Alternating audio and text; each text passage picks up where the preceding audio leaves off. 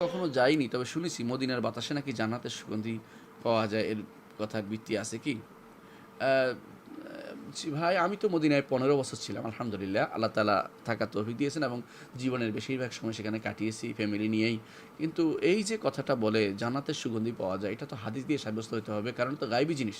রাসূলুল্লাহ সাল্লাল্লাহু আলাইহি ওয়াসাল্লাম বলেননি, কোরআনেও নেই, হাদিসেও নেই। মানুষ কোত্থেকে এগুলো বানিয়ে নিয়েছে? সুতরাং যারা সেটা বলবে এটা সঠিক কথা বলেনি। এখন যদি বলে একটি অর্থে, সেটা হচ্ছে যে মদিনার মানুষগুলোর আখলাক, চরিত্র তারা যেন জান্নাতি মানুষের মতো, এবং সেখানে গেলে মনটা ভরে যায়, মনে হয় যেন একটা ভালো পরিবেশে আছি, জান্নাতি পরিবেশে আছি।